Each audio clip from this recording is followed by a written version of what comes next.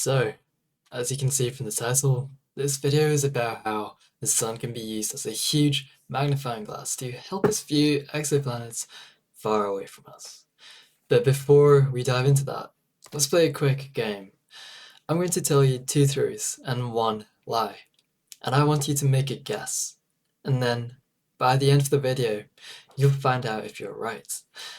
The first statement is, gravity is a force that affects masses. Second one is, light has no mass. And finally, gravity can bend light. Now, before we progress, just a quick disclaimer. If you like seeing such content, please consider subscribing. What this means is that you let the algorithm know that you like seeing such content. And it also means that we'll be able to see each other again. So, without further ado, let's crack on. Why don't we actually have a photo of an exoplanet yet? In fact, it turns out it's quite hard to take a photo of an exoplanet, because not only are they small, but they're so far away. And although we can detect them with methods that I will talk about in another video, taking an actual photo of them proves to be quite difficult. Firstly, the quality of the photo depends on how big the telescope is. The bigger the telescope, the more details it can see. And so, smaller objects become more focused in. Building such a huge telescope to capture such a small object far away is currently not possible with our current engineering state.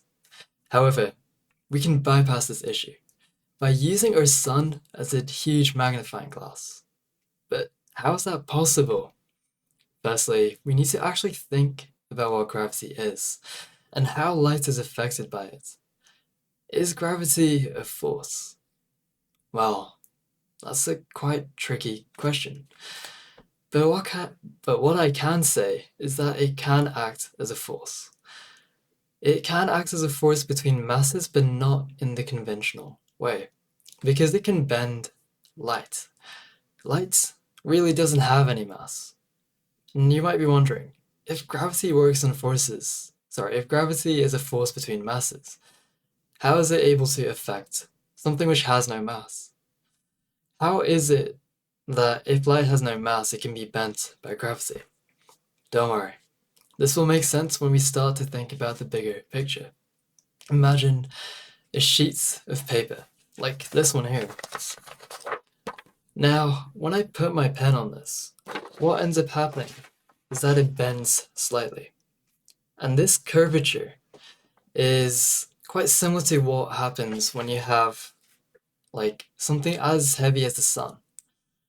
If we think about this paper as space, and we think about how it's changing and deforming with respect to time, this gives us an idea of what space-time can be like.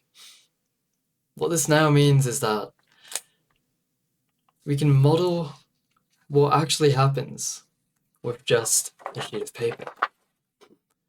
Taking this analogy further, because the space is curved around the pen, it means that any object that is trying to move through this curved space will end up moving and curving along the pen, along the dent that the pen has made.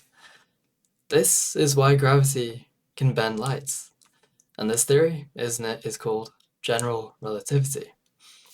From here, we can make parallels as to how lenses actually work.